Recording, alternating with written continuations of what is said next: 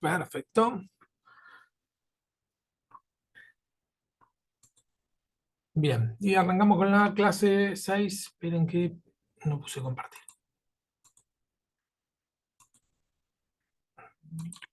Allá.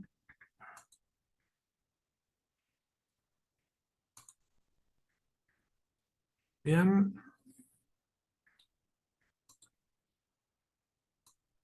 Ahí estamos. ¿La ven bien ahí? Bueno, justo la saqué. Ahí, ¿ven bien? Sí, sí, perfecto. Sí, sí. Bien, clase 6. Nos queda la clase que viene y una más. ¿Sí? Así que ya estamos redondeando esta introducción a lo que sería la interpretación bíblica. La clase de hoy es muy eh, sustanciosa. Tiene mucho concepto. ¿Sí? Si alguien pudo leer el capítulo, va a ver que era bastante engorroso, hay mucho para trabajar ahí, pero sirve muchísimo, no solo para el libro de Hechos, sino que sirve como parámetro para leer toda la Biblia, sobre todo los libros históricos. ¿Sí?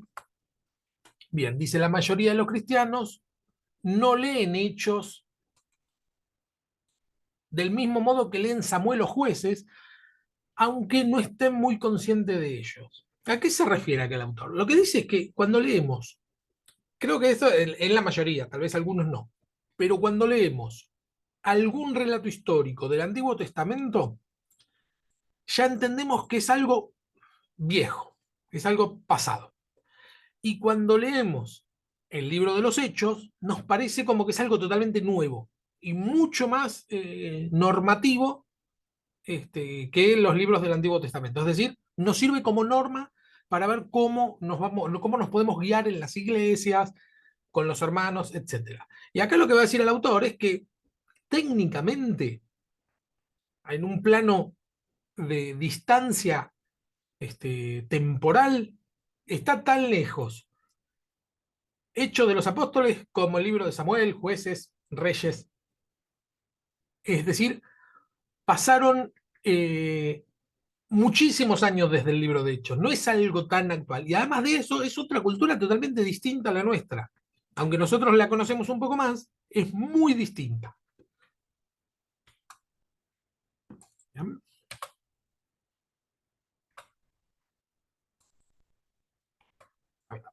Al leer el Antiguo Testamento suelen alegorizar. Dice, alegorizar, ¿se acuerdan? Lo habíamos visto la vez pasada, que era alegorizar, que es decir, bueno, donde dice tal cosa, está queriendo decir tal otra. Eso en el Antiguo Testamento lo hacemos muchísimo. Supónganse, leemos a David mata a Goliat. Bueno, lo entendemos claramente como está haciendo referencia a cómo nosotros debemos enfrentar nuestros miedos o nuestros desafíos, pero no lo vemos tan que, bueno, un gigante enfrentó a un tipo. No lo vemos tan concretamente, ¿no? Solemos, dicen, moralizar, es decir, bueno, moralmente esto está bien, moralmente esto está mal, etcétera. Casi no pensamos en las historias del Antiguo Testamento como precedentes bíblicos para nuestra vida, para nuestras vidas. ¿Sí? Nos resulta un poco más lejos para decir, bueno, hay que hacer esto, esto y lo otro. En cambio, esta es la manera normal como los cristianos le hemos hecho. Suele emplearse como modelo normativo para la iglesia en todas las épocas. ¿Sí? ¿Entienden lo que sería un modelo normativo?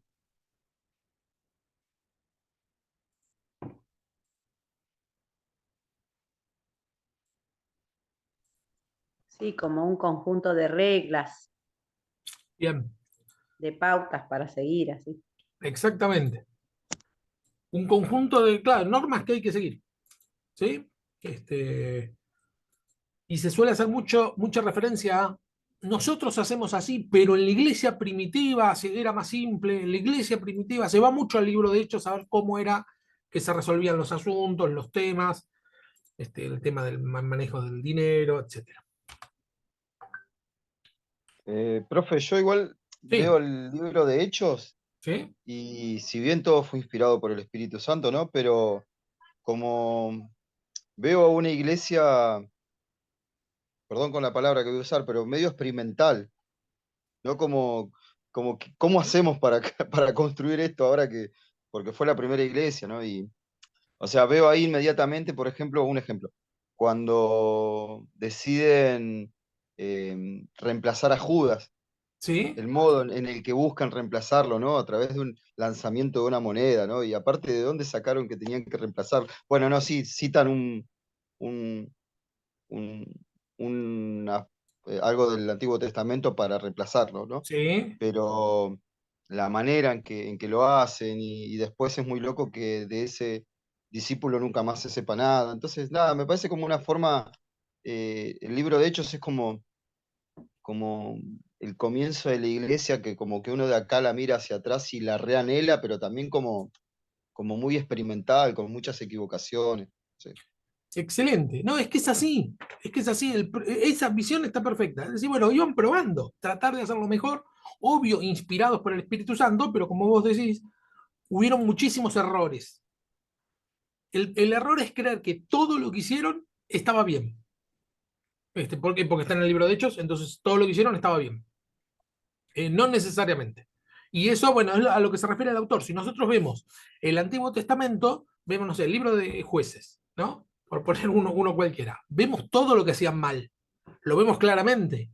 Sin embargo, en el libro de Hechos, no lo vemos así. ¿Sí? Se está queriendo conectar, no sé si.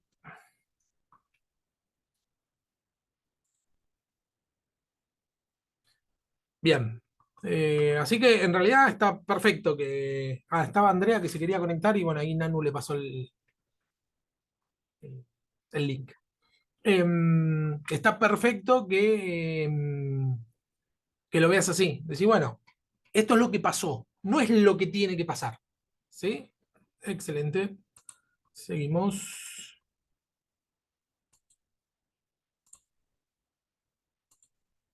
Bien. La exégesis de hechos. Acá va a tirar un par de pautas de cómo hacer exégesis en el libro de Hechos y que sirve para todos los libros históricos y un par de pautas después para hacer hermenéutica. ¿Sí? Si se puede, recuerden, exégesis es qué es lo que pasó. Tratar de estudiar lo más posible el libro, a ver qué es lo que quiso decir, qué pasó, a qué se refería, etcétera. Y hermenéutica es esto de qué me sirve a mí, cómo lo puedo aprovechar hoy, qué aplicación práctica le doy hoy. Así que arranca por la exégesis como casi todos los capítulos del libro este.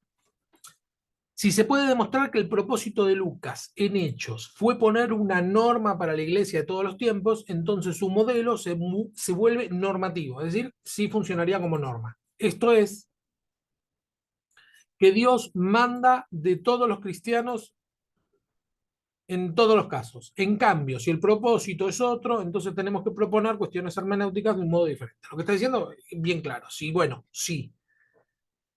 Eh, Llegamos a la conclusión que todo lo que ocurre es normativo, perfecto, lo aplicamos o pretendemos aplicarlo. Ahora, si no, si vemos que hay otra cuestión por medio del exégesis, bueno, tendremos que enfocar la lupa para otro lado. Con respecto a la forma así que eligen a Judas, eh, era algo que se hacía en el judaísmo, ¿no? Dentro de lo que es la religión, se tiraban a suertes para que Dios decida y no decida el hombre. Era una forma de dejarle todo en manos de Dios. Hoy lo vemos totalmente desde nuestra cultura imposible eso, pero es bien claro que lo tiraron a sorteo. Nuestro interés exegético está en el qué y en el para qué. Ahí le falta una A. En el qué y en el para qué. O sea, qué dice y para qué lo dice. Lea hechos de corrido una o dos sentadas, es decir, una o dos pasadas. ¿Eso lo pudieron hacer?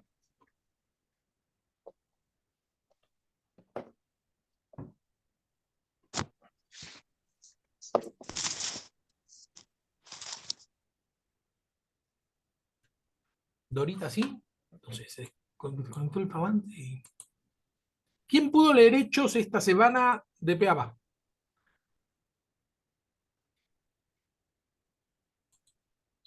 Nah.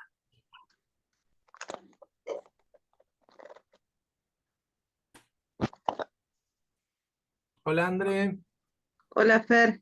Estaba esperando que me mandes el link, pero dicen que se entra así directamente, yo no sabía. Claro, en el mismo link, siempre es el mismo. Es una... No, no, perdón, Ah, mala mía, que yo no sabía. no pasa nada, no pasa nada. Bueno, Yo no lo leí todo, pero leí parte. bien. Igualmente, alguna vez lo habrán leído. Lo bueno de Sí. leerlo, digo yo, ¿no? Lo bueno de leerlo de corrido es que por ahí pasamos de largo el detalle, que en este caso serviría, ¿eh? Si nos quedamos mucho en el detalle, a veces terminamos haciendo una exégesis que no tiene nada que ver. Es lo mismo con el libro de Apocalipsis. ¿Sí? Apocalipsis vieron que es difícil y a veces nos quedamos muy metidos en un mínimo detalle y nos perdemos todo el paisaje. ¿Sí? Por eso a veces es importante a tomarse ese trabajito de decir, bueno, lo leo todo. Sobre todo los históricos, lo que cuentan eh, historias, ¿sí? Al leer, tome notas mental, va a decir, de las personas y lugares claves, los motivos que se repiten, qué le interesa verdaderamente a Lucas y las divisiones naturales del libro. ¿Sí? El libro tiene divisiones naturales. Ustedes piensen que todos los que escribieron el Nuevo Testamento, cada autor, eran autores, es decir, sabían escribir, no escribían más o menos, ninguno. Eran muy buenos escribiendo, sabían utilizar todo tipo de recursos literarios y estructuraron tanto los libros como las epístolas, lo estructuraron de tal manera que se entienda a dónde iba, a qué apuntaba con el tema. Lo que pasa es que como nosotros no estamos acostumbrados a este tipo de lectura, en nuestra sociedad, por ahí no lo vemos tan claro. ¿Sí? Em, Bien, y se tome notas de las divisiones naturales que tiene el libro. ¿Sí? Ahora vuelva a leer en forma salteada y anote las referencias de las observaciones previas. Lo que dice es, bueno, divídalo, analice parte por parte y después la pregunta es, ¿por qué escribió Lucas este libro? ¿Qué suponen que, por qué lo escribió? ¿Cuál es el objetivo último de, de Lucas? Contar, narrar la historia de Jesús y la de la iglesia, el principio de la iglesia. ¿Sí? Contar la historia de Jesús en el Evangelio y después cómo Sí. siguió. Bien, Cómo siguió la iglesia primitiva. bien. ¿Y para qué crees que vos o cualquiera, ¿no? ¿Para qué crees que quería contar eso? Y porque teníamos que seguir lo que nuestro Señor Jesucristo dijo, que teníamos que seguir. Claro. Ustedes piensen que la primer, Por la Lucas, promesa del Espíritu Santo, ¿será? sí, sí, eso está en Porque él el dijo libro que de Hechos, después sí, de él iba a venir el Espíritu Santo y bueno, lo que Lucas se enfoca más es en el hecho, en la presencia del Espíritu Santo, de lo que el Espíritu Santo hace en los apóstoles después del aposento, porque después del aposento se sigue contando la historia. excelente, sí. Sí, sí, es la historia que siguió haciendo el Espíritu Santo, tal cual, ¿eh? Sí. Tal cual, de cómo siguió. Sí, de hecho, hace tiempo que se decía que no debería llamarse Hechos de los Apóstoles, sino Hechos del Espíritu Santo. A Yo ese, anoté más o menos, es la continuación de la obra del Señor a través de su Espíritu.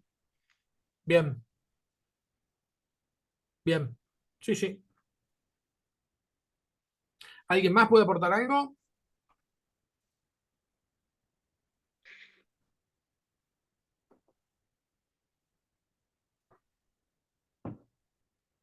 ¿Seguimos? Hoy están, Están callados. sí, están más No callados. me dejen sola, por favor. Sin cámara. Sí, Sin cámara, están. claro. Bueno, el interés de No, Lucas. profe, yo Sí, estoy sin cámara porque estoy en la habitación y mi esposa me dijo, no prendas la cámara que está todo desordenado. Yo veo que está todo ordenado, pero en la bueno, qué sé recreo. yo, le hago caso a la patrona. Juan, pero hay un desenfoque que le podés poner. Ah, ¿Cómo? mira el truquito que tiene Andrea. Hay un desenfoque, ahí nomás lo podés correr la pantalla y atrás dice desenfoque y lo podés poner. Ah, mirá vos, la hermana, que bien. Ahora me acabo de dar cuenta que tiene eso ella ahí. Mirá vos. Queda más Gracias sofisticado, por la ¿viste? data. Muy bien, Claro. muy bien. Bueno, el interés de Lucas. Perdón. División, acá lo mandé mal primero. ¿Cómo? Distintas maneras en que se puede dividir el libro de Hechos. ¿Sí? Una de las formas de la división es el interés que tiene Lucas, y a esto se refiere. Interés en Pedro, interés en Pablo. Vieron que empieza hablando y el protagonista principal es Pedro. Y en un momento Pedro desaparece, queda en un segundo plano y pasa a ser Pablo el personaje principal. Es del 1 al 12, Pedro, y del 13 al 28, Pablo. Eso es una forma de dividir, ¿no? Que sería lícita, según el interés o el personaje principal de la historia. La expansión geográfica, esta también es interesante, porque la expansión es tal cual como el Señor les había dicho, ¿no? Me serán testigos en Jerusalén, en toda Judea, en Samaria y hasta el último de la tierra. Y así lo relata, eso en Hechos 1:8. Y lo relata exactamente así. Del 1 al 7, el lugar principal es Jerusalén. Del 8 al 10, el lugar principal es Samaria y Judea.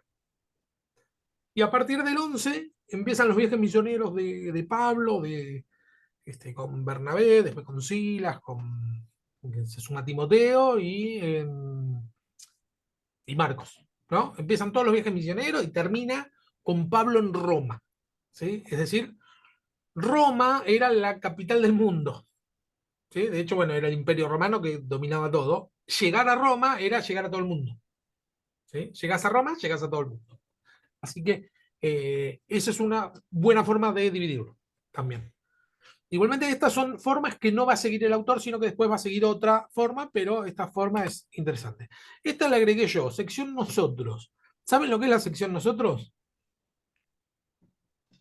Hechos 16, 7, 10. Sí. Si la tenés, ¿Lo leo? Espera, sí. a ver. 16, 7, del 7 al 10. del 7 al 10.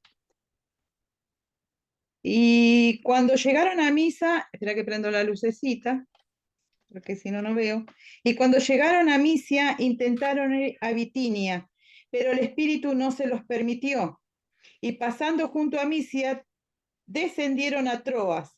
Y se le mostró a Pablo una visión de noche. Un varón macedonio estaba de pie, rogándole y diciendo: pasa a Macedonia y ayúdanos. Cuando vio la visión, enseguida procuramos partir a Macedonia, dando por cierto que Dios nos llamaba para que le anunciásemos el Evangelio. Bien, hasta ahí, Hasta ahí. hasta ahí pasa algo importantísimo. No sé si notan el detalle. Y sí, no, la voz del Señor diciendo que salgamos a predicar. Eso sí, pero otra Sí. cosa que está mucho más sutil, pero es re importante. La intervención del Espíritu Santo. O sea, Obvio que no, interviene, sí, sí, el Espíritu Santo, pero hay otra intervención más llamativa dentro del relato, obvio que no voy a decir que es más importante que el Espíritu Santo, nada, pero sí, ahí pasa algo. Y se le mostró a Pablo una visión de noche. Un varón macedonio estaba de pie. Ahí, ¿va? ¿Es por No, ahí? no, Visión. ¿lo tiene alguno? ¿Alguien escuchó hablar de esto?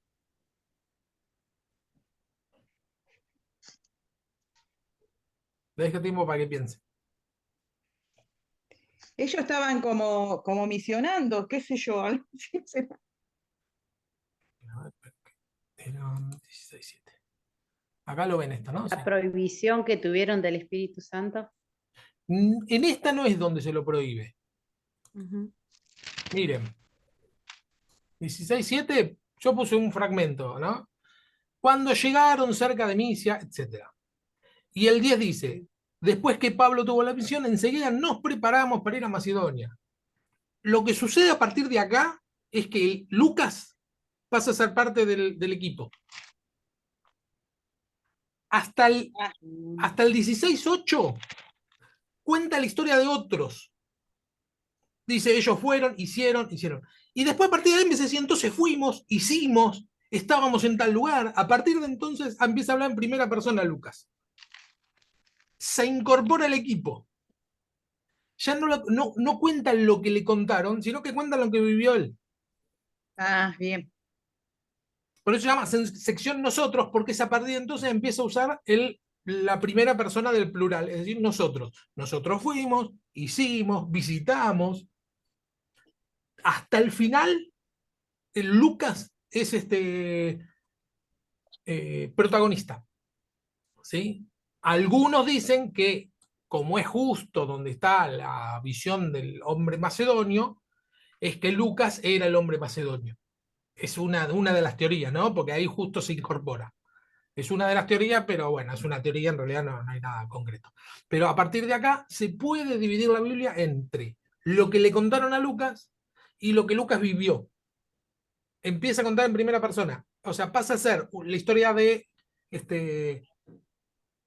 supóngase como los evangelios, ¿no? Que cuentan la historia de terceros, a una carta de Pablo que cuenta la historia propia de él, en primera persona. Acá empieza a contar todo en primera persona Lucas. ¿Sí? Bueno, este es otro tipo de división que podría ser. Se le llama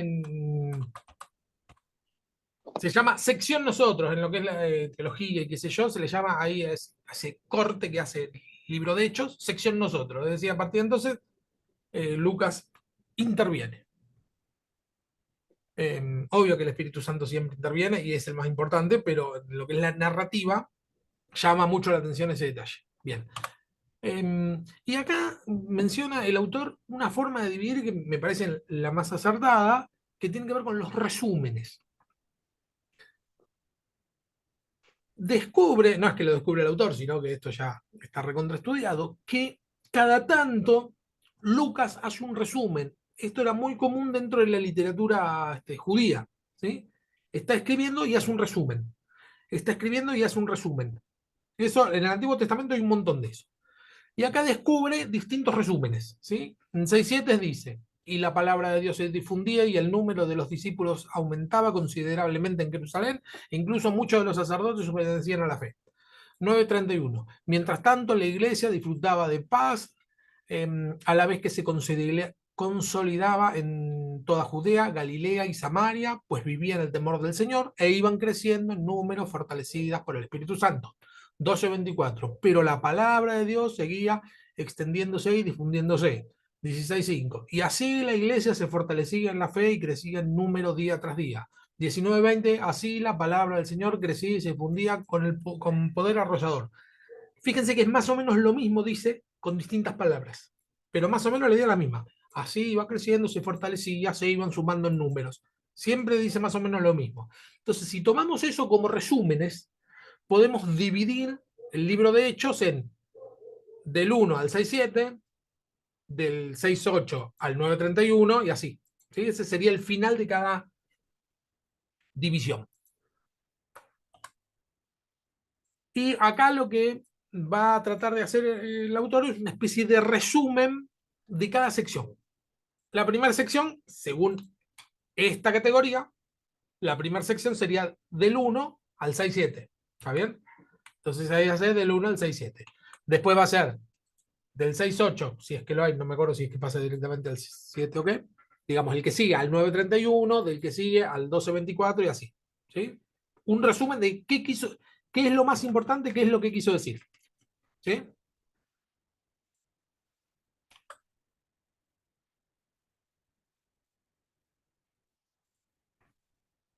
Bien. 1 al 6.7. Una descripción de la primera iglesia en Jerusalén. ¿Sí? Acuérdense, 1, Hechos 1 al 6.7. Es la primera parte. Una descripción de la primera iglesia. La predicación primitiva, ¿no? Está la primera predicación de Pedro, etc. La vida en común, ¿se acuerdan que dice que vendían todos y compartían todo? Su propagación y la persecución inicial. ¿Sí? Cuando empiezan a ser perseguidos. De eso habla. Todo muestra características judías, incluso los sermones, la oposición y el hecho que los primeros creyentes siguen asociados con el templo y la sinagoga. cuando van Juan y Pedro y que dicen, no tengo plata ni oro, ¿se acuerdan de ese pasaje? Pero lo que tengo te doy, qué sé yo. Bueno, eso sucede en la puerta del templo. El templo es uno solo y es un templo judío. No era una reunión, no era en la iglesia, ¿sí? Tenemos el templo judío y las iglesias que eran en las casas, por ponerle dos nombres Claro, bien. no era como las reuniones carismáticas que hay ahora en las iglesias católicas, que tienen reuniones tradicionales y están las carismáticas también. Perdón, me fui para otro lado.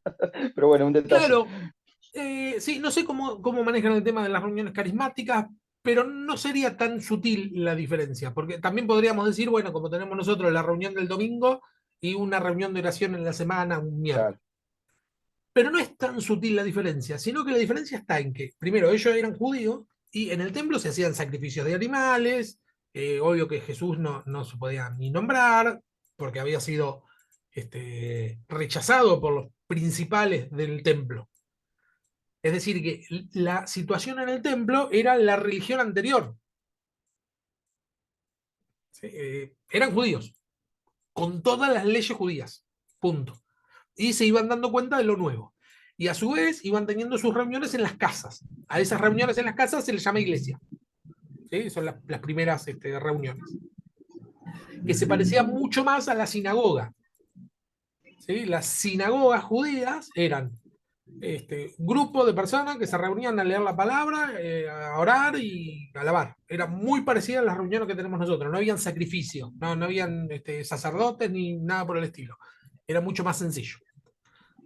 Pero bueno, seguían asociados al templo y a las sinagogas. ¿Sí? Fíjense que al principio cuando van a predicar, inclusive Pablo, lo primero siempre que va es buscar la sinagoga del lugar. Siempre va a predicar primero a los judíos. Esta parte concluye con una narración que indica el comienzo de una división entre griegos y hebreos en la iglesia. ¿Se acuerdan a qué puede estar haciendo referencia? ¿A la primera división en el libro de Hechos o al primer problema entre griegos y hebreos?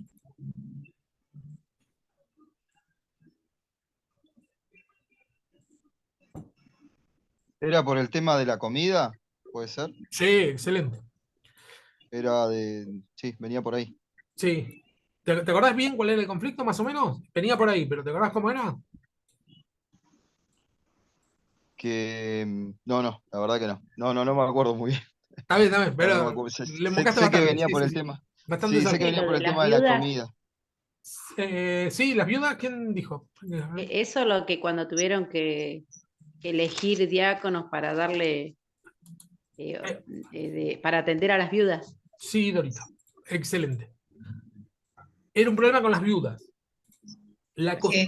La costumbre que había en Israel en esa época era, estaban los judíos que vivían en Jerusalén o en los alrededores, cerca del templo, etcétera, vivían ahí, eran una clase de judíos.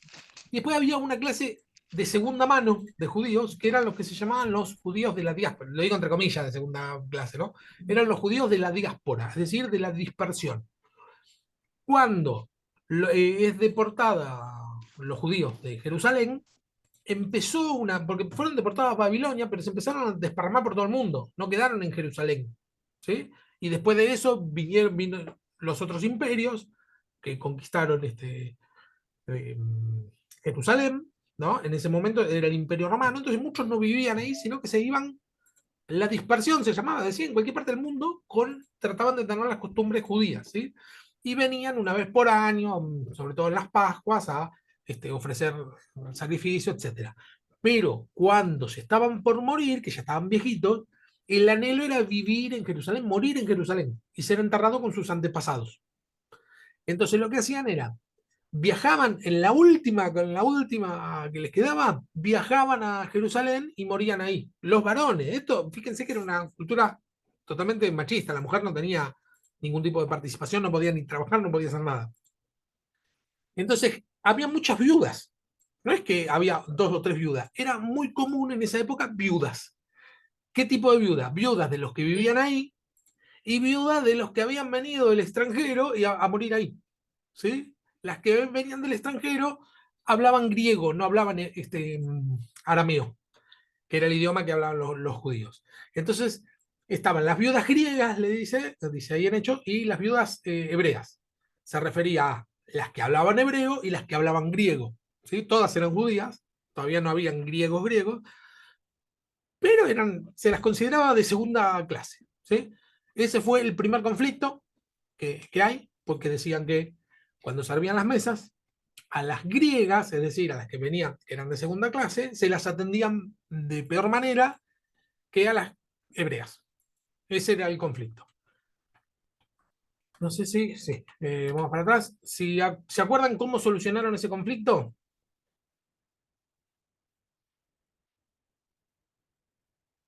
Que seleccionaron los diáconos. Excelente, seleccionaron los diáconos, ¿sí? Las características para seleccionarlo eran, no sé si damos la talla hoy, No sé era quién da para la atender talla. viudas, Claro, era claro, para atender viudas semejante requisito. sí, tal cual, tal cual. Y Da para fíjense, mucho. sí, está para un montón. Esto lo vamos a ver un poquito. Bueno, no, porque no vamos a ir. Lo vamos a ver un poco en la próxima, en el próximo curso, que va a ser de servicio. Vamos a ver el tema de diáconos, porque ahora les tiro un pequeño adelanto. Si ustedes leen cuando nombran los diáconos, en el texto, en el título dice, nombran los 7 diáconos, pero en el texto en ningún lado dice que son diáconos. Dice que son personas que sirven las mesas. No dice en ningún lado que son diáconos. Porque el término servicio, servir la mesa, la palabra en griego es diácono, diaconía. Y significa ¿vieron un camarero, un mozo de bar? Eso significa. Es un mozo. Designaron camareros, ¿sí? Diáconos, que sirvan las mesas. En la actualidad, en Grecia, el mozo de bar se llama diácono. Y creo que no tiene ninguno de esos hiperrequisitos, ¿no? Entonces, designamos personas que sirvan la mesa que sean llenas del Espíritu Santo, que tengan, bueno, con todo ese requisito. ¿Por qué? Porque era un conflicto que había, no era solo servir las mesas, sino que tenían que lograr que desaparezca este problema, un problema de división tremendo. Entonces tenían que ser personas muy idóneas, no en servir, sino en el resto. ¿Sí? Y después, bueno, quedó como una institución, una especie de título, el diácono, eso en la historia de la iglesia. Pero en ese momento eran personas llenas del Espíritu Santo que sirvan las mesas bien hecho. Era como más para resolver los conflictos que se iban a generar, Exactamente. más experto en relaciones humanas. Exactamente, RRPP, tal igual, más que un mozo, sí. Sí, porque había un serio problema ahí. Y lo interesante es que los 7 que nombras son nombres griegos, es decir, que nombran personas que vengan de afuera, no nombran, no hay ningún em, Juan o... Son 2 nombres griegos, ¿no? Tenemos ahora no me acuerdo, a Esteban, obvio. Todos los nombres que menciona son nombres griegos, es decir, que los que venían a servir las mesas eran griegos. Del lado de las... Nicanor, Timón, todos esos. Parmané, Claro, Parmena, Parmínides, y o no. Parmines. Sí, Nicolás Prosélito de Nicolás, Antioquía. claro. Bien, seguimos. La segunda sección. Una descripción de la primera expansión geográfica realizada por los helenistas hacia los judíos de la diáspora y los casi judíos. ¿A qué se refiere con casi judíos? A los samaritanos. ¿Se acuerdan que vimos la semana pasada que los samaritanos eran una rama judía, hijo de Abraham, Isaac, Jacob, que estaban en el norte? ¿Sí? Al sur los judíos, al norte los israelitas. Los samaritanos eran los israelitas que vivían en Samaria. Por eso, y un prosélito, ¿sí? Un prosélito es un no judío convertido al judaísmo. Ese sería un prosélito. Es decir, un griego, griego se le llamaba el que no era judío, un gentil convertido al judaísmo con todo lo que había que hacer para ser judío, ¿no? Incluida la circuncisión, que ese era el detalle en que no todos estaban dispuestos a circuncidarse. Perfecto. 6, 8, 9, 31 tenemos la conversión de Pablo. ¿Quién era? Helenista. Pablo era helenista. ¿Vieron que dice que él era ciudadano romano? Bueno, eso para los romanos era mucho, pero para los judíos no era tan bueno. Judío enemigo de la iglesia, eso sí era bueno para los judíos, y quien habría de dirigir la expansión hacia los gentiles. Acá aparece Pablo, el personaje que va a ser principal en la segunda parte. Es decir, que nos va preparando para el ministerio a los gentiles. El martirio de Esteban es la clave de esta expansión inicial. ¿Sí? Acuérdense que Esteban predica a Cristo, de ahí su gran discurso, y lo matan, y dice que Pablo, o Saulo, le dieron ahí a los pies de Pablo el cuerpo de Esteban. Él asentía al asesinato de Esteban.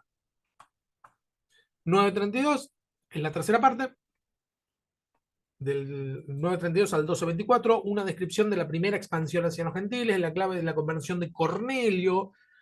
¿Se acuerdan la conversión de Cornelio? Es cuando Pedro tiene la visión de los... De los animales inmundos. claro, y viene Cornelio y bueno. La importancia de Cornelio es que su conversión fue un acto directo de Dios, que no usó a los helenistas, en cuyo caso cabría duda, sino a Pedro, el líder reconocido de la misión judío-cristiana. El que le predica a Cornelio es Pedro por orden directa de Dios. ¿Sí? Ahí no hay dudas, lo que decíamos al principio, si estaba bien lo que estaba haciendo o no. No hay duda porque aparece Dios diciéndole que no llame inmundo a lo que él santificó. También se incluye la historia de la iglesia de Antioquía, donde los helenistas llevan a cabo la conversión de gentiles. Ahí la iglesia de Antioquía es la primera iglesia, es el primer lugar donde a los cristianos se les llama cristianos, dice ahí en el texto, y que es la primera vez donde griegos, helenistas quiere decir griegos, es decir, no judíos, griegos llevan a cabo la conversión de no judíos. Es la primera vez que se separa del todo. Ahí ya ni siquiera participa un judío. 12:25, 16, 5, una descripción de la primera expansión geográfica dentro del mundo gentil bajo la guía de Pablo. ¿Sí? Ahí tenemos los viajes misioneros, los famosos viajes misioneros, que primero va con Bernabé. No sé si se acuerdan, viaja primero con Bernabé y lo llevan a Marcos, a Juan Marcos, que era sobrino de Bernabé. Juan Marcos, después del primer puerto, del primer lugar donde paran, Juan Marcos se arrepiente y vuelve a Jerusalén. Ellos terminan todo el viaje misionero y después vuelven. ¿Sí? Y al tiempo dice que Pablo le dice a Bernabé, che, ¿por qué no vamos a ver las iglesias que a ver en qué estado están, cómo están, qué sé yo? Le dice, bueno, dale, vamos, llevemos a Juan Marcos, le dice Bernabé. Y nada, y se pelean y dijeron, no, Pablo le dice, no, Juan Marcos no lo llevó ni de casualidad. Y entonces ahí dice que Pablo lleva a Silas, que era uno que lo habían mandado después del concilio de Jerusalén, que lo conoce ahí. Y Bernabé se va con Juan Marcos. Los judíos en general rechazan ahora el evangelio porque aceptan a los gentiles. Esto era uno de los gravísimos problemas que había en la iglesia primitiva. ¿Se aceptan los gentiles o no se, es decir, los no judíos, o no se aceptan los no judíos? La iglesia se reúne en concilio, aceptan sus hermanos gentiles y no les imponen requisitos religiosos. Este es el concilio de Jerusalén. ¿Sí? Ahí va Pablo y Bernabé y les cuentan que se convirtieron, que el Espíritu Santo había descendido, etc. Y entonces ahí hablan los principales de la iglesia de Jerusalén, que son Pedro y Jacobo. Jacobo, el hermano de Jesús, no Jacobo, el hermano de Juan.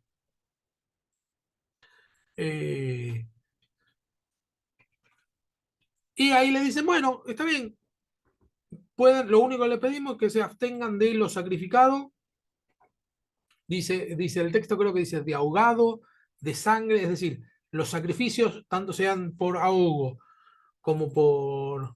ahogo es estrangulación, como por los que desangraban a los animales, que se abstengan de sus sacrificios y de fornicación. Y después, que le metan, no hay ningún problema. Esto es la clave para la completa expansión al mundo gentil. ¿Sí? ¿Cuál es la clave? Que los judíos de Jerusalén, Jacobo y Pedro, los principales, top one, dicen, está bien, lo admiten, se dan cuenta que el Espíritu Santo va por ahí. 16, 6, 19, 20. Una descripción de los... Ahí. Una descripción de la progresiva expansión hacia Occidente dentro del mundo gentil, ahora en Europa. Se repite el rechazo de los judíos y la aceptación del Evangelio por parte de los gentiles. 19, este ya sería el último, una descripción de los sucesos que llevaron a Pablo y al Evangelio a Roma, con enfoque en los juicios de Pablo, en los cuales se declara inocente del delito alguno en 3 ocasiones. En cada encrucijada, en cada persona clave, el Espíritu Santo desempeña el papel principal. Eso es lo que habíamos visto al principio. ¿Sí? El Espíritu Santo es el que dice qué hacer, qué no hacer. Como bien dijo, creo que Dorita, que el Espíritu Santo no les dejaba ir a algún lado, después lo dejaba, ¿no? Él es el que tenía el control de todo. ¿Sí?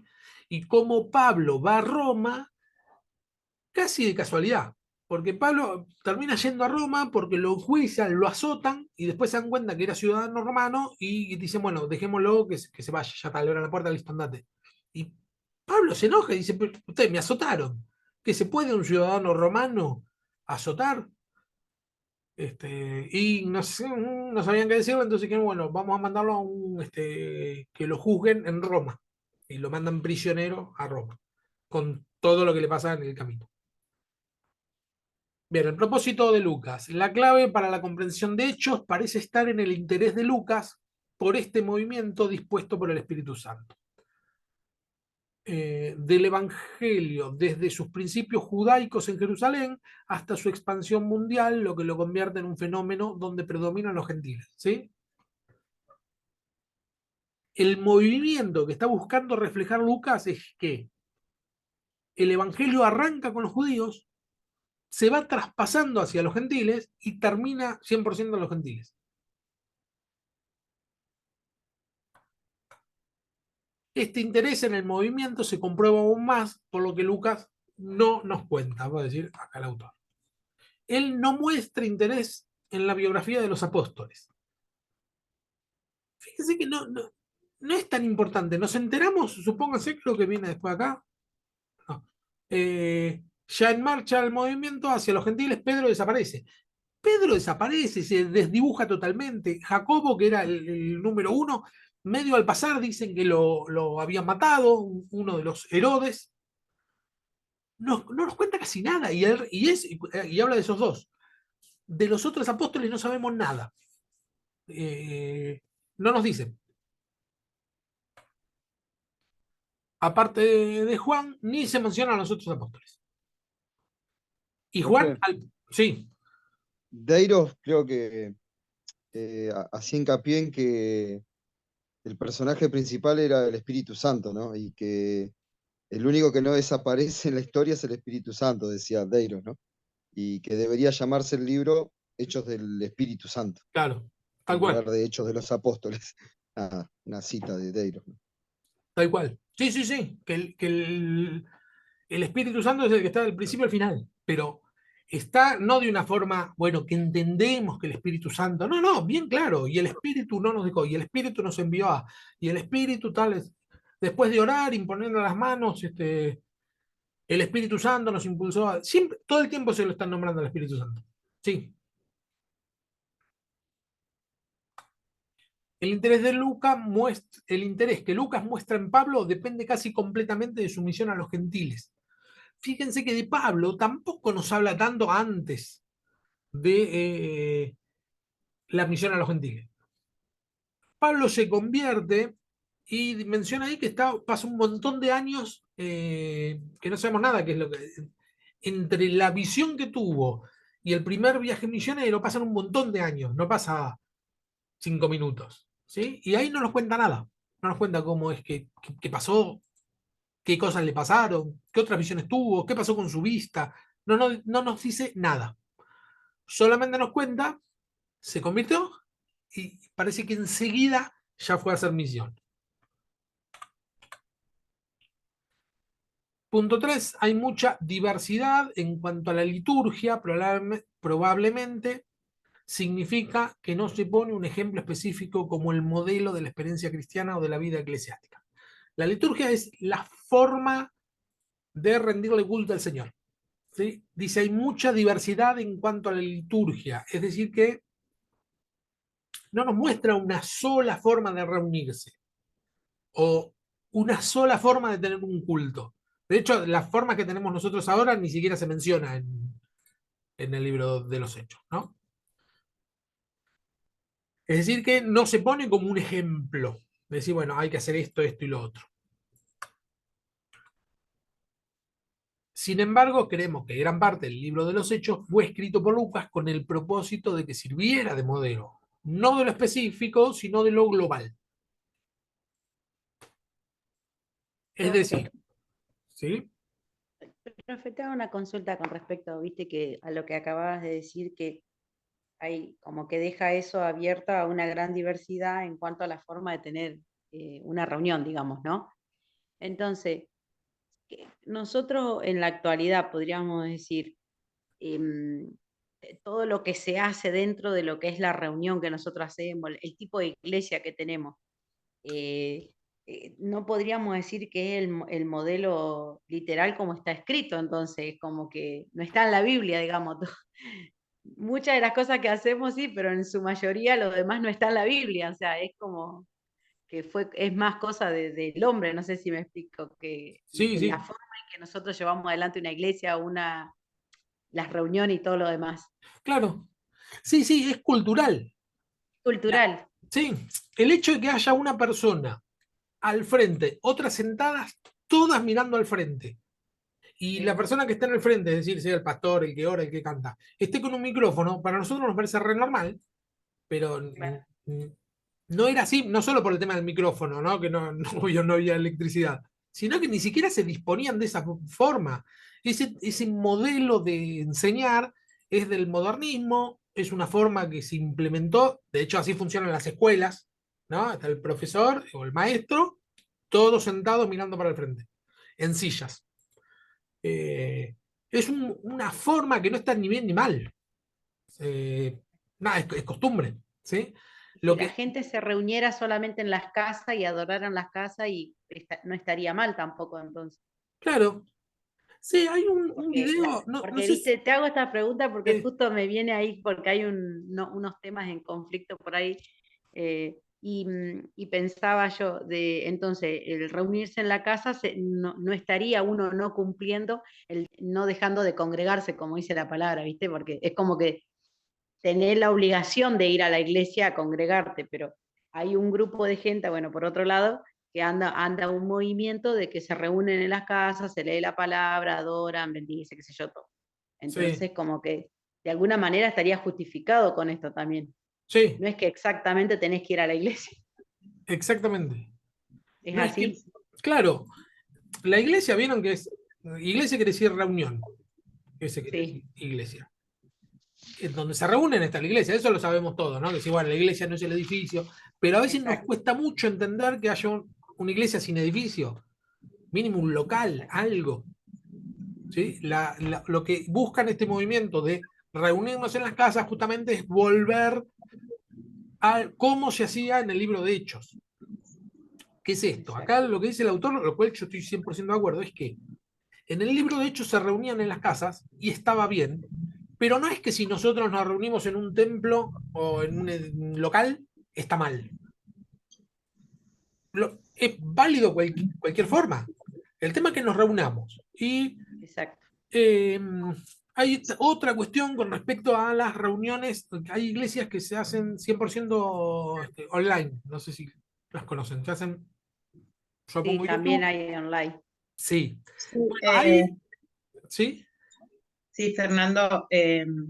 Bueno, en el caso de la iglesia donde yo me congrego, ahora salimos a evangelizar y hacemos células en las casas, pero llevamos la palabra de lo que se dice el domingo a las casas. O si sale algún otro tema, se habla de otro tema, siempre basado en la palabra, ¿no? Pero siempre enfocados en volver todos a la iglesia para alimentarnos de lo que es la palabra, ¿no? Y bueno, la época de pandemia yo estaba viviendo en Berazategui, me congregaba en Florencio Varela y se transmitía todo por virtual, porque depende también de la situación, ¿no? Que estamos pasando, que estemos pasando como país. Tal cual. Sí, sí, a veces no queda otra, pero bueno, hay algunas iglesias que ya se establecieron para hacerlo de Sí, forma virtual, entonces la queja es que dice que cuando descendió el Espíritu Santo, ahí en el libro de Hechos, dice, estaban unánimes y juntos, es decir, unánime quiere decir un solo alma, un solo espíritu, y juntos. Sí, esta es la queja contra las iglesias virtuales, ¿eh? Sí, estamos solamente virtual, podemos estar unánimes, pero no estamos juntos, eso es lo que diría. Pero, claro. digamos, lo que exige la Biblia en el libro de Hechos es que no tenemos que, nos tenemos que congregar, ¿sí? Es decir, reunir. Pero no dice ni Exacto, cómo, ni cuándo, ni cada cuánto, no dice, eso no dice nada. exacto. Y yo no sé bien cuál es el conflicto. La palabra dice, nada hagan por contienda o vanagloria. Es decir, si esto va a llevar Exacto. una contienda, mejor no hacerlo y tranqui, porque no está mal reunirse en las iglesias ni reunirse en las casas. Tratar siempre de ser Sí, sí. pacificadores, ¿no? Si hay un conflicto, tratar de poner paño frío. Si no, Pero, viste que taza a taza cada uno para su casa. No, no, pero viste que como es como decían, ahora hay como mucho así online, o después de la pandemia como que muchos se quedan en sus casas, se reúnen, toda la historia. Entonces claro, como empieza como qué es bíblico, qué no es bíblico, y bueno, justo venía para preguntar claro, Profe, justo da para preguntar. sí, a mí lo que me inquieta, ¿no? Es que citamos a la iglesia primitiva siempre, ¿no? O sea, que en el general cristiano, ¿no? Citamos la iglesia primitiva como el modelo a seguir, pero desconocemos por completo el modelo primitivo, ¿no? Me da esa sensación, ¿no? Como que en realidad lo que tenemos como modelo es lo que culturalmente fuimos aprendiendo. Un claro, ejemplo, nosotros nos congregamos los domingos, ¿no? Con la reunión habitual, con el esquema habitual, pero después tenemos casas de oración, casas abiertas, ¿no? De oración donde se reúnen muchos hermanos que vienen los domingos y gente del barrio que por ahí no viene los domingos porque son en diferentes barrios. Entonces, surgió que el primer domingo de cada mes tomamos la cena, ¿no? Porque es una costumbre el primer domingo de cada mes. Entonces yo le digo, bueno, tomemos, no sé, caía un jueves, tomemos la cena un jueves y casi me apedrean, porque el jueves no correspondía, porque no era el primer domingo. Entonces nada, ese es un detalle, pero creo como que hay un anhelo hacia la iglesia primitiva, pero en realidad el anhelo es a llevar un orden cultural que aprendimos. No sé si me expliqué. sí, sí, sí, tal cual. Pero bueno, el tema es saber diferenciar qué cosa es bíblica y qué cosa no. Había un autor, no me acuerdo ahora el nombre, que me parece genial, que dice que en la iglesia se hacen las cosas por bajo tres conceptos. Es porque es bíblico, es porque es una costumbre o es porque es conveniente. Esas tres parámetros. Es bíblico, es una costumbre y es conveniente. ¿Sí? Eh, que nos reunamos el domingo no es bíblico, pero es conveniente, no está mal, es conveniente. ¿Por qué es conveniente? Porque la mayoría no trabaja un domingo. Entonces conviene que la reunión sea el domingo. Es así de sencillo y además es costumbre, ¿no? Reunirse los domingos. O que la cena del Señor sea una vez por mes, el primer domingo de cada mes. Es una costumbre, no es bíblico tampoco. Ahora, ¿cuándo es que lo único que hay que tener en cuenta, no está mal, pero lo que hay que tener en cuenta es el orden de prioridad. Que no podemos hacer algo por costumbre que vaya en contra de la palabra de Dios, porque la palabra de Dios es principal, porque ahí ya terminamos cayendo en el error de los católicos que veneran a la Virgen porque es costumbre. Y no es bíblico, la Biblia dice que no hay que hacerlo, pero es costumbre. Le dan más importancia a la costumbre o a la tradición que a la palabra de Dios. Es como una religión, como un protocolo que es Claro, así, es así. En realidad nosotros no claro. hacemos eso. Pero bueno, Eh, pero como somos personas, somos propensas a hacer ese tipo de cosas. De decir, no, no, esto hay que hacerlo así porque... pero lo único que hay que hacer así porque es así, lo que la Biblia manda. Después lo demás puede variar. Y cada a cual... nosotros, Sí, decime. perdón, también nosotros tenemos, bueno, nosotros nos discipulamos en la iglesia y tenemos discipulados en las casas, como estamos hablando, también manejamos discipulados personales, o sea, a la persona que todavía no llega, le hablamos de la palabra, le compartimos devocional y bueno, el fin es como nos enseñan en el ABC de, bueno, que la persona llegue a la iglesia, ya sea la nuestra o ya sea la iglesia que le quede cómodo, ¿no? Pero también estamos con el discipulado personal, hablando con la gente, que bueno, es otra metodología que, bueno, que implementamos como para llevar la palabra a la gente que todavía no llega a la iglesia. Ah, está perfecto. Sí, sí, son estrategias recontra valederas todas. Sí, sí. Sí, aparte que hay gente de otros lados, lejos, o sea, de otras provincias, tengo conocidos y le comparto todos los días, y bueno, pero no es el fin por ahí, porque a veces de que vaya a mi iglesia, sino que llegue, ¿no? A una casa donde se comparte la palabra. Claro. Bueno, eso sí es costumbre que no tiene que tampoco es bíblico. Mm. No estoy diciendo que está mal. Ojo, cuando yo digo no es bíblico, es que no es obligatorio, pero puede que está bien. Esto de robar ovejas, entre comillas, ¿no? No, Que roban ovejas. Eso pero ni siquiera aparece en la Biblia. ¿Qué sé no, yo? no. No sé, eso es muy de nuestra cultura de decir estos me pertenecen a mí y estos te pertenecen a vos. Claro, La claro. iglesia, ¿Qué sé yo? la iglesia le pertenece a Cristo y nosotros somos la iglesia. Tal cual, tal cual. Pero bueno, es Que una eso- mirada muy posmoderna de yo la posición yo personal, sí. tenía una charla con uno de mis hijos y me decía, mamá, pero dice, el día de mañana, a futuro, las iglesias van a desaparecer, se van a cerrar. Y yo le digo, ¿por qué, hijo? Me dice, "Y, pero ¿cómo están los pibes ahora? ¿Cómo van con el tema de las drogas, los robos y todo?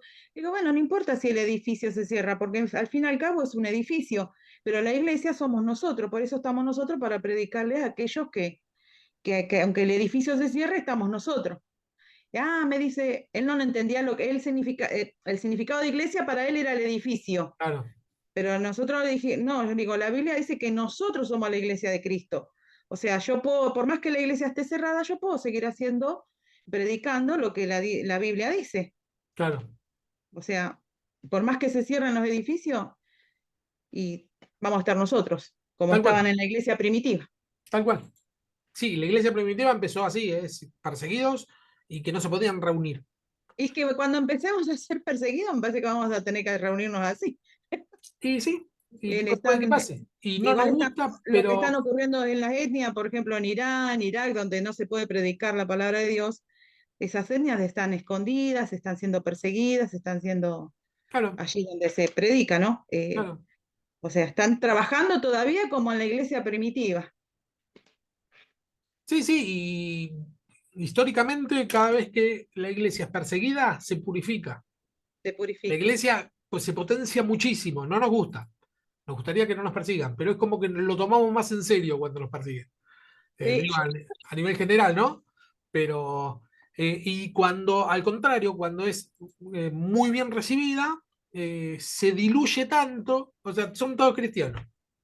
Y vos haces lo que sea, pero sos cristiano. ¿Por qué? Y porque queda bien visto decir que sos cristiano. sos cristiano. Claro, entonces si queda bien, todo el mundo dice que es cristiano. Digo históricamente, ¿no? En la historia del cristianismo siempre pasó eso, altos y bajos, y por ahí estás re bien, y de golpe empieza la persecución, y bueno, a Bueno, purificarse. fíjate en la cárcel que todos los que ingresan son todos cristianos ahora. Todos van Claro, para el lado donde claro, está el bueno, es pabellón un buen cristiano. ejemplo ese, sí.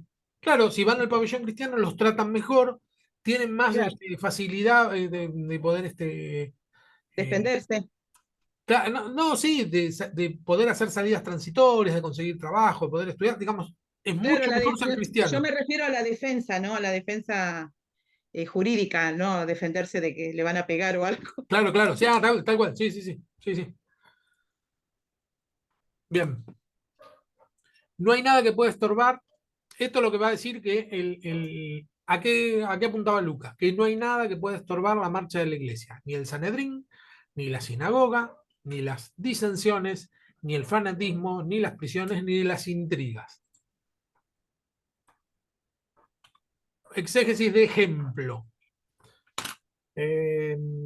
Hechos 6 del 1 al 7.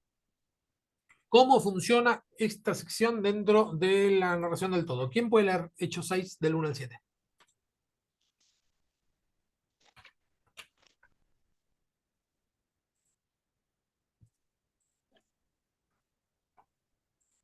¿Voy? ¿Vale? A ver. En aquellos días, como creciera el número de los discípulos, hubo murmuración de los griegos contra los hebreos, de que las viudas de aquellos eran desatendidas en la distribución diaria. Entonces los 12 convocaron a la multitud de los discípulos y dijeron: no es justo que nosotros dejemos la palabra de Dios para servir las mesas. Buscad pues, hermano, entre vosotros a 7 varones de buen testimonio, llenos del Espíritu Santo y sabiduría, a quienes encarguemos este trabajo. Y nosotros persistiremos en la oración y en el ministerio de la palabra. Agradó la propuesta a toda la multitud y eligieron a Esteban, varón lleno de fe y del Espíritu Santo, a Felipe, a Prócoro, a Nicanor, a Timón, a Parmenas, a Nicolás prosélito de Antioquía, a los cuales presentaron ante los apóstoles, quienes orando les impusieron las manos, y crecía la palabra del Señor en el número de los discípulos, se multiplicaban grandemente en Jerusalén, también muchos de los sacerdotes obedecían a la fe. Bien, ese detalle, muchos de los sacerdotes, está hablando de los sacerdotes judíos, los que habían perseguido a Jesús, ese detalle es bueno. Pero la pregunta es, ¿cómo funciona esta sección dentro de toda la narración?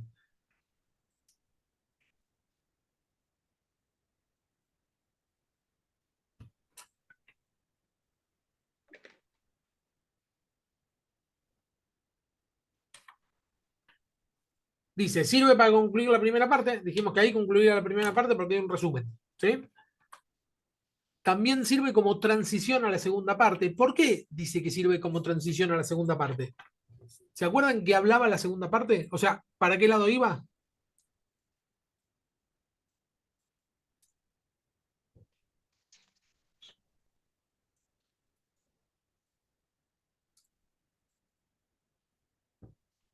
La segunda parte iba a un orden.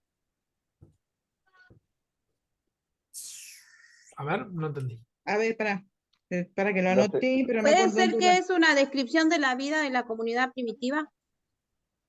Sí, es una descripción, bien. Pero dice, sirve como transición para la segunda parte. ¿De qué? ¿Se acuerdan de qué va a hablar en la segunda parte? De las normas de la iglesia. No. No.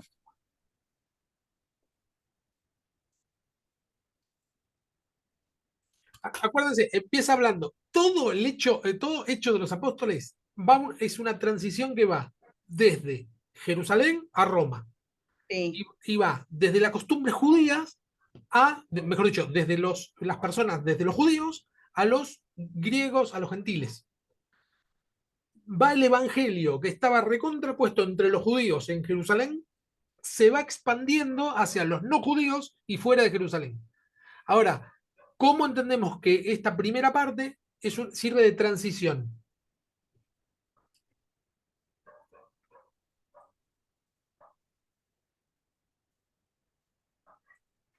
Y porque entonces salen de Jerusalén. Perfecto, salen de Jerusalén. Y acá aparece por primera vez los griegos. Es decir, aparece por primera vez un conflicto con griegos. lo resuelven al conflicto, pero nos plantea que hay una situación. Hay judíos y hay griegos. Y los griegos están totalmente discriminados, sin embargo, vemos cómo empiezan a ser considerados, tolerados y tratados con más respeto a partir de este pasaje. ¿Sí? Entonces sí que sirve de transición para salimos de un entorno salimos de un entorno Meramente. meramente judío a un entorno griego, de a poquito, muy de a poquito, porque sigue siendo en Jerusalén, siguen siendo judíos, en realidad no son griegos, sino que son de habla griega y habla judía, pero ya empieza a hablarse de los griegos, habla griega, y se los nombra los primeros personajes que van a salir de Jerusalén, ¿sí? Que es Esteban, ¿no? Que sale y predica el primer apedreado, que sale de Jerusalén. Esteban Fer no, Sí. no duró mucho para predicar, digamos, porque, o sea, poco. Sí, Salió a predicar y lo mataron. ahí al toque. Después el primer, sí. Sí. Y acá entonces, acá vemos cómo también como los personajes en realidad no, no tienen tanta importancia, sino el movimiento de la iglesia. Porque vos fíjate que a Esteban lo matan, pero la iglesia se potencia, crece cada vez más. A eso iba a ir yo, porque digo, ¿cómo no? Al ver al primer apedreado, porque se lo apedrearon y se lo tiraron ahí a Saulo, Sí. y como por ejemplo, ¿no? Y muchos hubiesen recalculando, pero al contrario, el Espíritu Santo los hizo potenciar más y lo hizo dirigir más a seguir, a expandiendo el Evangelio. Claro, tal cual. Es como decías vos, que como dijiste hace un ratito, que a través de la persecución la iglesia se va purificando. Sí, sí, tal cual.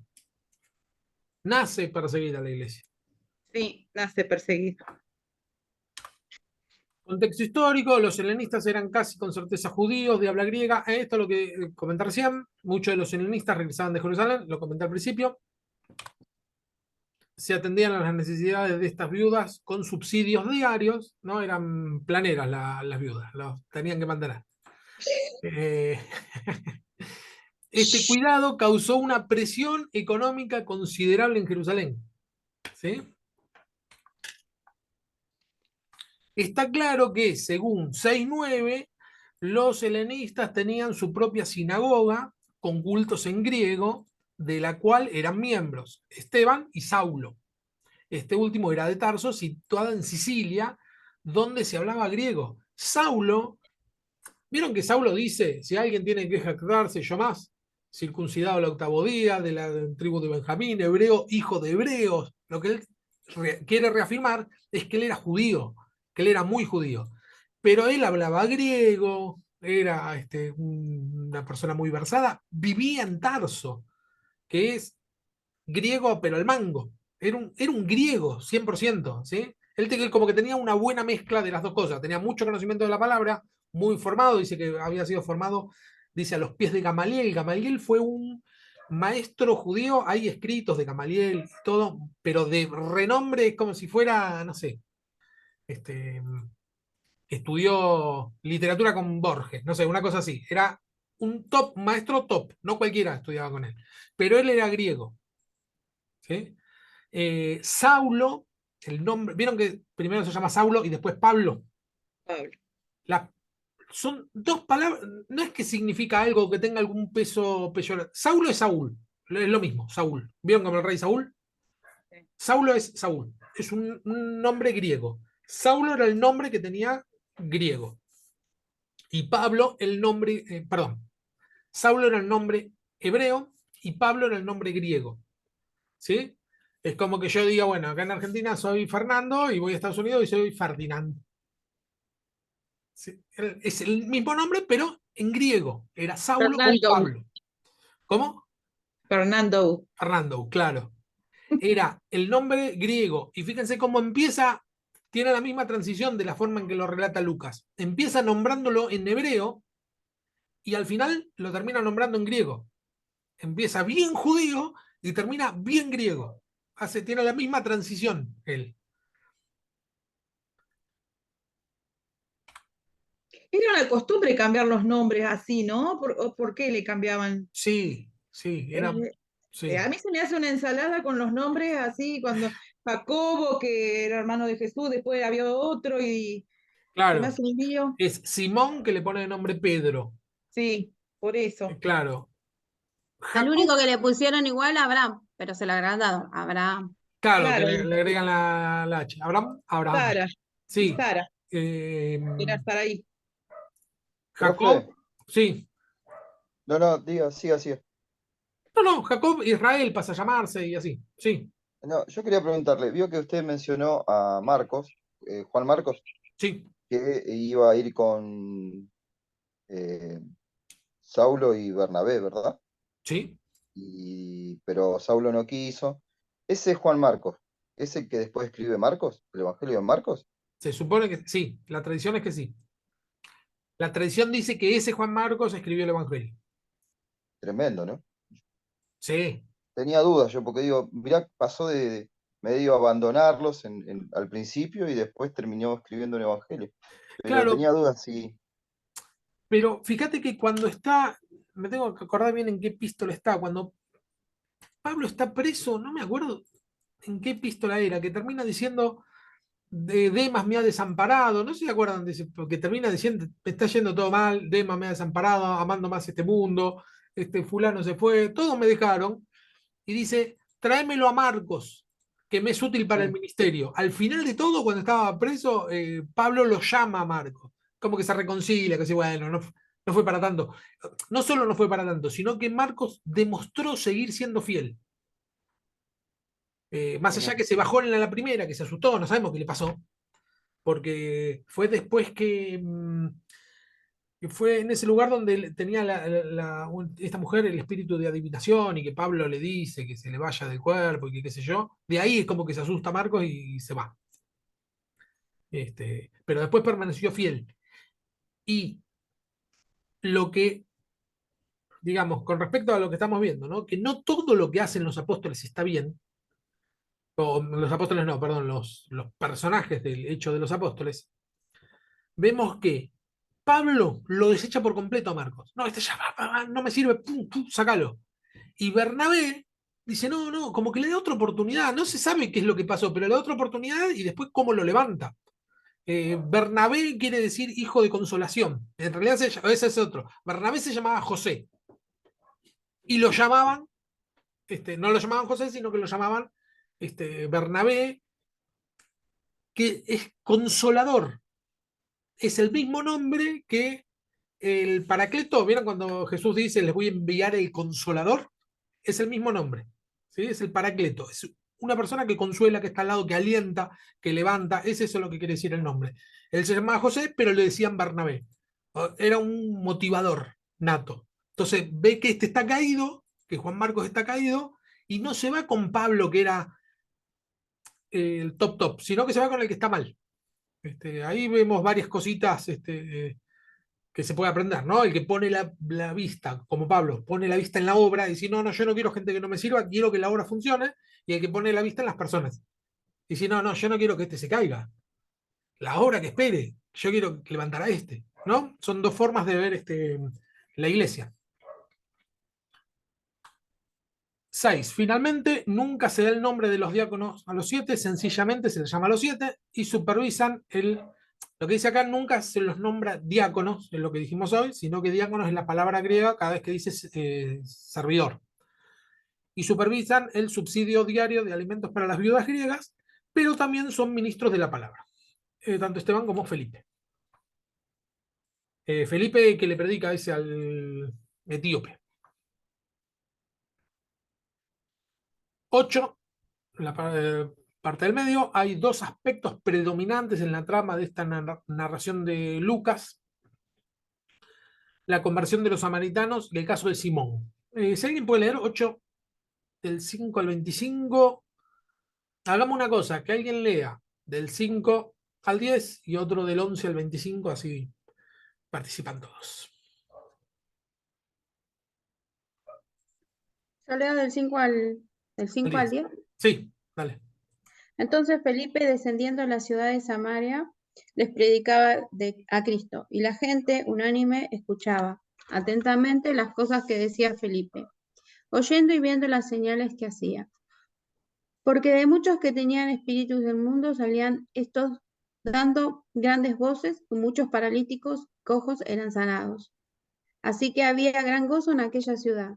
Pero había un hombre llamado Simón, que antes ejercía la magia en aquella ciudad y había engañado a la gente de Samaria, haciéndose pasar por algún grande. A este oían atentamente todos, desde el más pequeño hasta el más grande, diciendo, este es el gran poder de Dios. Bien, del 11 al 25. Y le estaban atentos porque con sus artes mágicas les había engañado mucho tiempo, pero cuando creyeron a Felipe, que anunciaba el Evangelio del reino de Dios, y en el nombre de Jesucristo, se bautizaban hombres y mujeres. También creyó Simón mismo, y habiéndose bautizado, estaba siempre con Felipe, y viendo las señales y grandes milagros que se hacían, estaba atónito.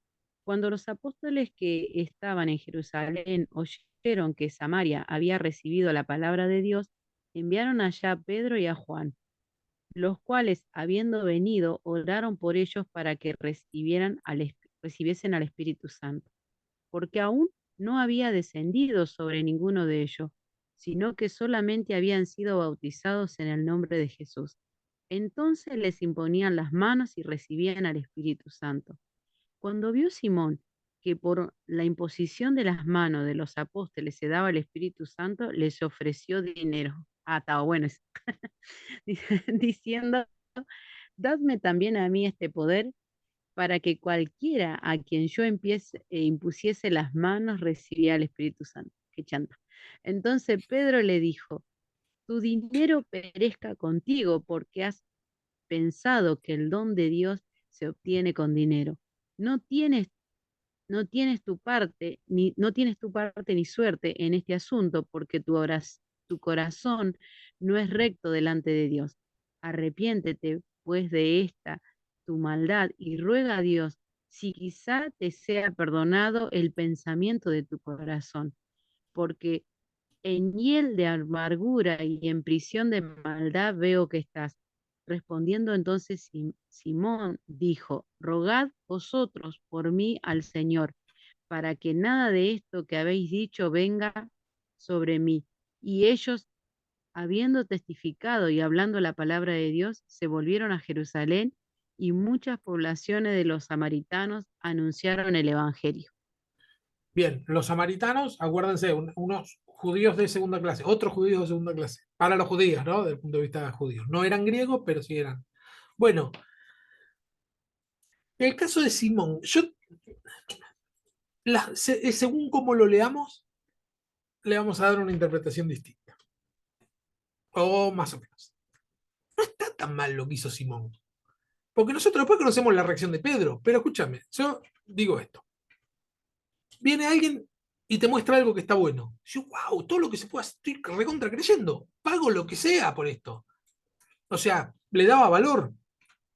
Digo, no es que tenía malas intenciones. El problema es que estaba errando en el foco. No es así como funciona, le dice Pedro. Y si nosotros leemos a Pedro diciéndole, tu dinero perezca contigo, enojadísimo, bueno, vemos ahí una situación violenta. Pero vamos a suponer que Pedro lo llama aparte y le dice, vení, no, no, no. Tu dinero va a morir con vos. No tiene ningún valor. ¿Sí? Fíjate porque está cerrando. El don de Dios no se puede comprar, papá. Vamos a suponer que lo llama y le habla así. Las mismas palabras, pero en un tono gentil. Este Simón puede llegar a decir, está mal. Que de hecho es lo que termina diciendo, oren por mí. Porque entonces hay algo que no entendí bien. ¿Sí? Acá lo que vemos es una conversión a medias. Porque él seguía pretendiendo utilizar las formas que tenía, que era de la magia se compraba, todo lo que es pases mágicos y qué sé yo, se compraba por dinero. Él no había cambiado del todo la mentalidad. Él seguía pensando como mago. Pero la intención no estaba tan mal. Él no quiso hacer trampa, no quiso apedrearlo. Digo, peor estuvo Saulo cuando lo apedreó Esteban. Él no quería frenar, al contrario, dijo, che, esto está bien, le gustó. Hay un término que se suele usar en la actualidad que es simonía, que es por este Simón, que es pretender comprar los dones de Dios. ¿Sí? En la iglesia de la Edad Media se utilizó muchísimo. ¿Sí? De hecho, por eso es que Lutero se queja y termina separándose y formando la iglesia protestante que después deriva en la evangélica, ¿no? Porque se pretendía que se podía comprar el regalo de Dios.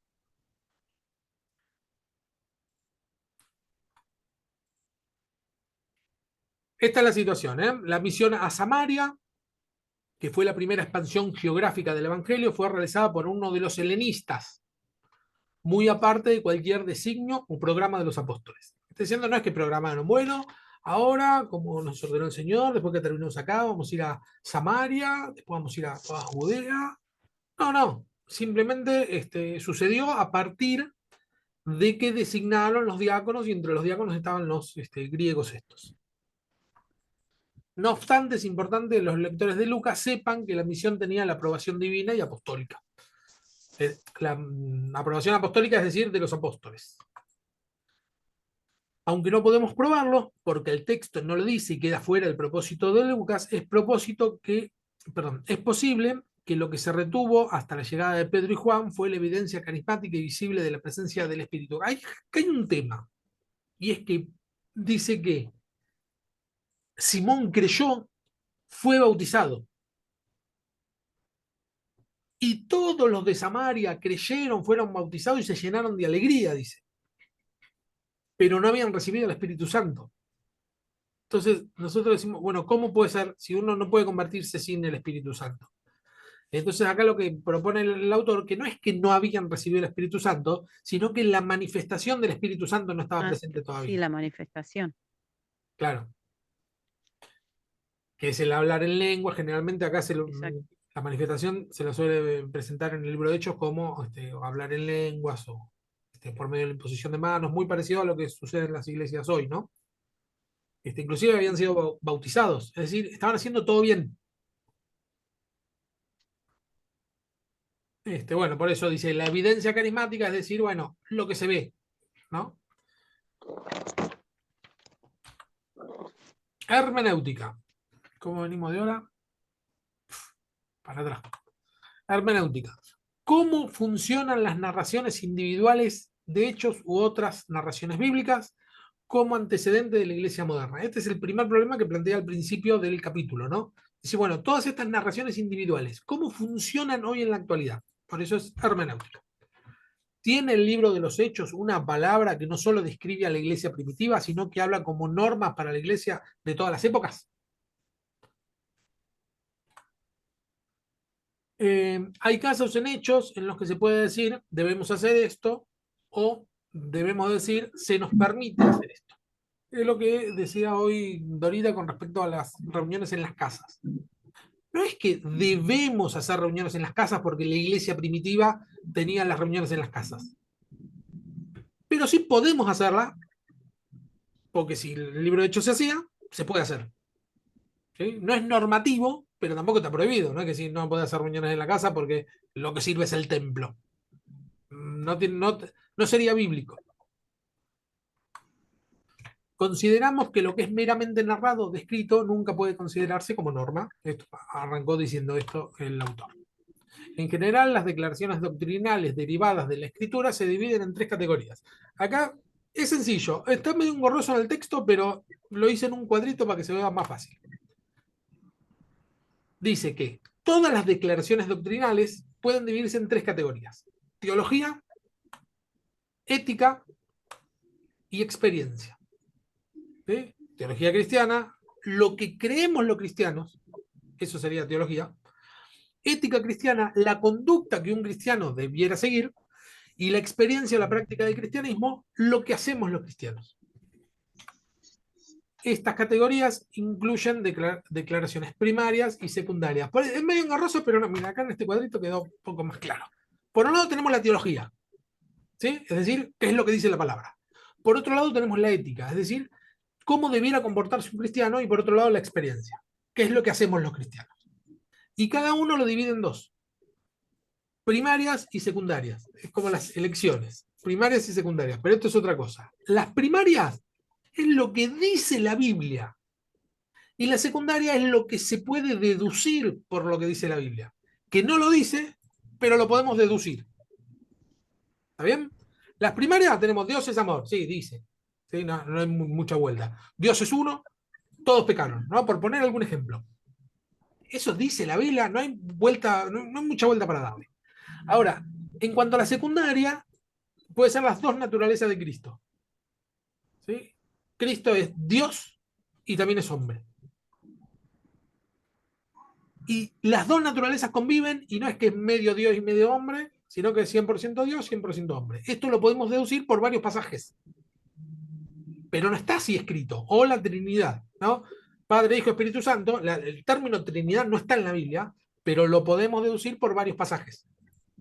¿Sí? Es decir, bueno, la única que cuadraría sería con esta fórmula de Trinidad. Eso en cuanto a lo teológico.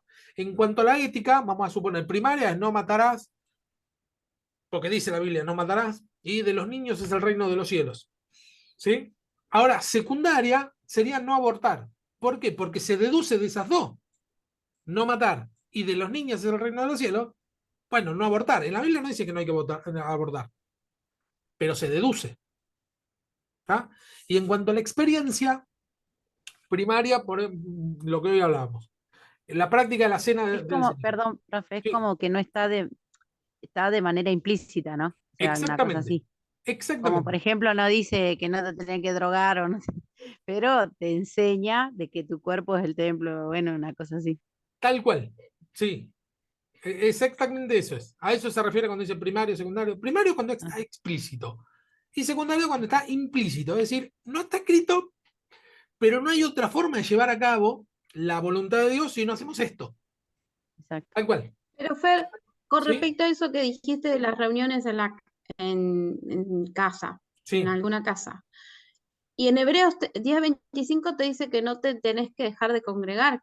sí. Congregar es reunirse. Puede ser en una casa, Claro, en una plaza, en... pero por eso a eso te pregunto.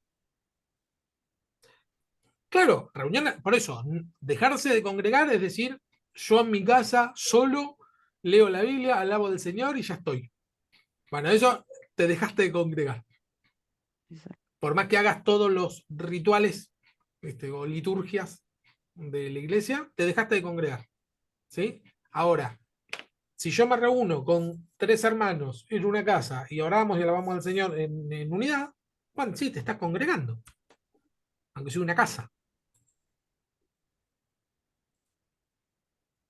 Eso tiene que ver, es lo mismo que estamos Claro, viendo pero por ahora. eso es lo que te preguntaba. Si no Claro, cuando dice no dejar de congregarse, es una experiencia primaria. Decir, bueno, es bien claro, está explícito. No tenés que dejar de congregarte. Ahora, ¿cómo? ¿Cada cuánto? No te dice. Eso lo deducís. ¿Todos los domingos? No dice la Biblia todos los domingos. Acá abajo de todo lo Exacto. puse.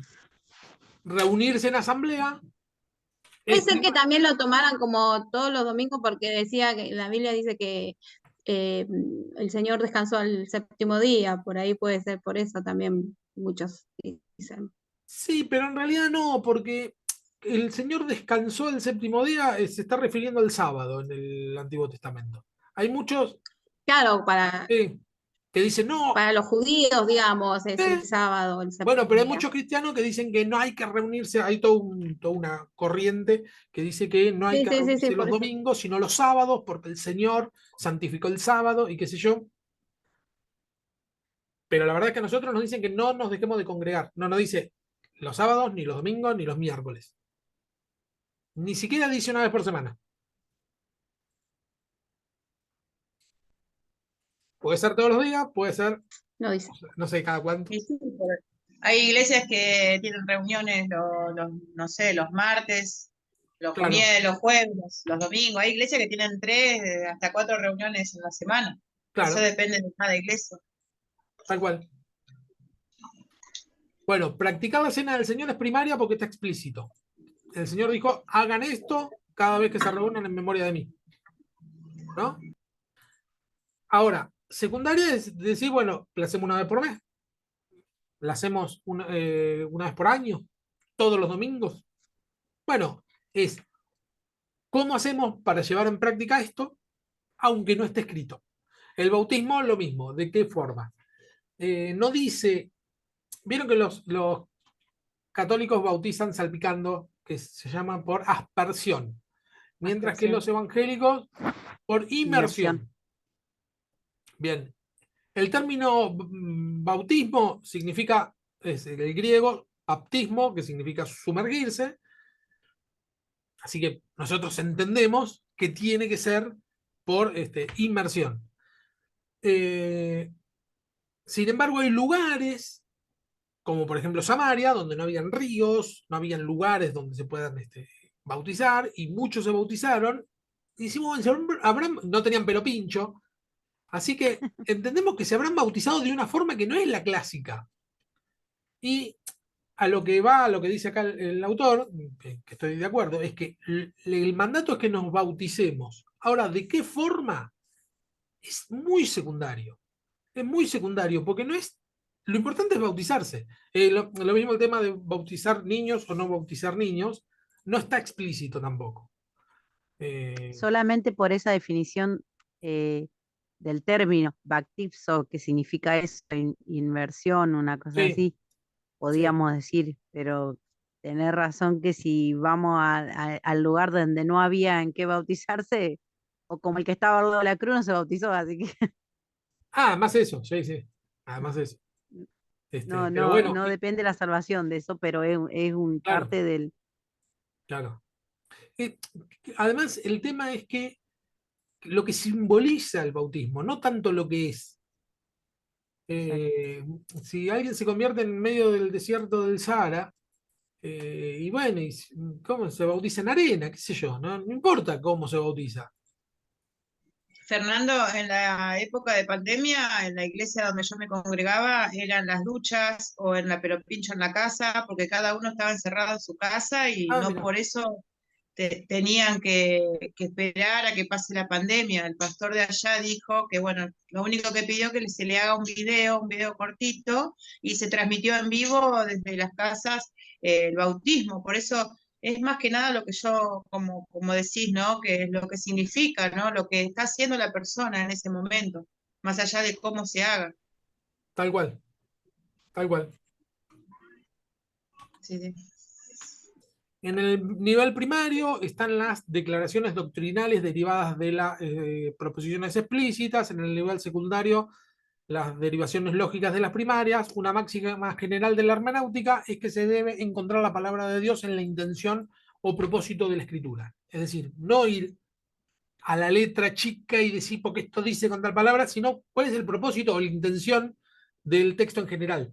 ¿Sí? Relajar un poco con porque tal palabra significa, ¿no? Con eso relajar un poco y decir, bueno, ¿cuál es el propósito general? Aunque la intención inspirada y amplia de Lucas puede ser punto debatible para algunos, es nuestra hipótesis, fundada en la exégesis anterior, que él estaba tratando de mostrar el surgimiento de la iglesia como un fenómeno universal, mayormente gentil, es decir, no judío, desde sus orígenes en Jerusalén, como secta de creyentes judíos y judaizantes, y mostrar también la responsabilidad directa del Espíritu Santo en este fenómeno de salvación universal por la gracia únicamente. El tema que se repite es que nada puede estorbar este movimiento progresivo de la iglesia. Lo que encuentran acá es que, bueno, lo que se repite siempre es que hay un conflicto, se resuelve, conflicto se resuelve, conflicto se resuelve, siempre. Inspirado siempre por el Espíritu Santo. ¿Sí? Y que pasa de ser una secta judía a que nos alcance a nosotros los que no somos judíos. A los gentiles. Ahora bien, ¿qué decir de los detalles específicos de estas narraciones, los cuales solos tomados en conjunto nos ayudan a conocer el propósito global de Lucas? ¿Tienen estos detalles el mismo valor didáctico? ¿También sirven ellos como modelos narrativos? Creemos que no, principalmente porque la mayoría de tales detalles son incidentales en cuanto al tema principal de la narración y debido a la ambigüedad de detalles de una narración a otra. Es decir, bueno, hay algunos temas que no son, son incidentales, es decir, no son fundamentales. Bueno, sucedieron así, pero no es que tiene que suceder así. Por ejemplo, que una buena manera de ayudar a la minoría de la iglesia es permitir que elijan sus propios líderes escogidos por ellos mismos, porque el tema de los diáconos, el detalle es que los apóstoles no eligen a quienes van a servir, sino que dice, bueno, ustedes elijan, ¿no? Le da la posibilidad de elegirse entre ellos. Esto fue en realidad lo que hicieron. ¿Debemos hacer nosotros lo mismo? Se pregunta. Si nosotros decimos, bueno, los diáconos de la iglesia, hoy, de nuestra iglesia, ¿quién los elige? ¿El pastor? Bueno, puede ser. Y si alguien dice, no, porque bíblicamente la tiene que elegir toda la congregación, bueno, sí, pero no es normativo. Así es como lo eligieron en esa situación, en esa circunstancia, y está bien si se hace. Pero no es que si se hace de otra manera está mal. Y ahora va a explicar por qué el antecedente histórico, para que tenga valor normativo, debe estar relacionado con el propósito. Es decir, si se puede probar que el propósito de una narración dada es establecer un precedente, entonces debe considerarse tal precedente como normativo. Esto es un poco más claro. Se advierte aquí que para que un precedente bíblico justifique una acción presente, el principio de este debe enseñar como propósito primario en otra parte. En otra parte, si yo quiero establecer que este pasaje indica que así debe serse, bueno, tengo que encontrar otro pasaje que también lo diga, que lo sustente, que lo apoye. No podemos hacer una doctrina de un solo pasaje. Y mucho menos en el caso de Hechos, donde cada cosa se hizo distinta en distintos lugares. La decisión de si ciertas prácticas o modelos son repetibles o no debe guiarse por las siguientes consideraciones. Y con esto terminamos, porque ya estamos para atrás con la hora. 1. El caso es más definitivo cuando se encuentra solamente un modelo y cuando éste se repite dentro del Nuevo Testamento. Es decir, vemos un modelo y ese modelo se repite en el Nuevo Testamento. Se vuelve a hacer de la misma manera, de la misma manera, de la misma manera. Bueno, entonces eso sí podríamos decir que es normativo. Cuando hay ambigüedad de modelos o cuando un modelo aparece una sola vez, es repetible para los cristianos solamente si parece tener la aprobación divina y está en armonía con lo que enseña otra parte de las escrituras. Más o menos lo mismo. Si se hace algo de una manera y en otro pasaje se hace de una forma distinta, bueno, quiere decir que no es normativo. Y lo que está condicionado por la cultura no es repetible en absoluto y debe traducirse a la cultura nueva, perdón, no es repetible en absoluto ni tampoco debe traducirse a la cultura nueva o diferente. Lo que es cultural no es repetible. Eso sería como la ropa, el cabello, todo lo que en la antigüedad se vestían de una manera, se usaba una determinada, ¿no? Tal No cual, quiere decir que en la actualidad tenga que ser así. exactamente. Es decir, bueno, es el famoso, la mujer calla en la congregación porque no le está permitido a la mujer hablar. Bueno, algunos en la actualidad Claro, no permiten que la mujer hable. Ahora, está tan claro que es cultural porque sí. dice, la mujer calla en la congregación porque no se le está permitido, es decir, que culturalmente no está permitido que la mujer hable. Ahora, si estuviera permitido, puede hablar. El mismo pasaje lo dice eso. La mujer calle porque no le es permitido. Por lo tanto, si le es permitido, puede hablar. Y en la cultura, hoy por hoy, la mujer puede hablar. Entonces puede. ¿Sí? Es bien claro. Y sin embargo, algunos toman eso, eh, ese pasaje, para no permitir que la mujer hable, ministre, ore, ni alabe, ni haga nada. No, también como que no. Yo estaba preocupada. Escuchaba uno que decía que no podemos enseñar tampoco, porque no tenemos autoridad, porque la autoridad la tiene el hombre solamente y no puede la mujer tener autoridad. Si enseña, es como que está teniendo autoridad sobre el hombre y que no está bien, decía. Y yo digo, bueno, estoy en el horno, Claro, pero estoy así. en casos así, más que nada hay que preguntar primero en qué pasaje se basa para decir eso y después encontrar pasajes que digan lo contrario. Que hay, por Exacto. ejemplo, Timoteo, cuando el apóstol Pablo le habla a Timoteo, le dice, vos que fuiste tan bien enseñado por tu madre y por tu abuela, no me acuerdo ahora los nombres, por dos Por mujeres. Eloida, claro. Por la ¿Cómo? abuela Eloida, claro. Sí, o sea, le enseñaron. ¿Cómo que no puede enseñar? Es un caso clarísimo de un pastor, después llegado a pastor, que fue enseñado por dos mujeres. Así hay 10.000 ejemplos. Eso es fundamental, ¿no? Preguntar de dónde Sí, se sí. basó, dónde está, Claro, dónde lo puedo leer, ¿no? claro. Porque en la iglesia nuestra tenemos 3 maestras de la escuela bíblica para los chicos y son femeninas, son mujeres, ¿no? Eh, pero sí, sí, hay cosas que, por ejemplo, también dice que la mujer tiene que seguir al hombre y todo eso, lo que fue en un pasado que se dice en la Biblia, y hoy por hoy hay iglesias que dicen que el sacerdote de la familia es quien siga la palabra, ¿no? Porque yo, por ejemplo, tengo a mi marido que él él está como que me acompaña a la iglesia, pero la que va para el frente con todo soy yo. Entonces, depende de la situación de cada familia y es lo que yo veo que la iglesia, varias iglesias están cambiando en ese sentido. Sí, pero y además por nuestra propia experiencia, digo, en general de nuestra iglesia en estos tiempos actuales, los varones nos convertimos porque seguimos a las mujeres. El Sí, 99% de las veces es así. La mujer empieza a ir, el marido primero no quiere, y después el marido empieza, bueno, está bien, voy, y se termina convirtiendo. Y además sí, de sí, eso, la mayoría son mujeres.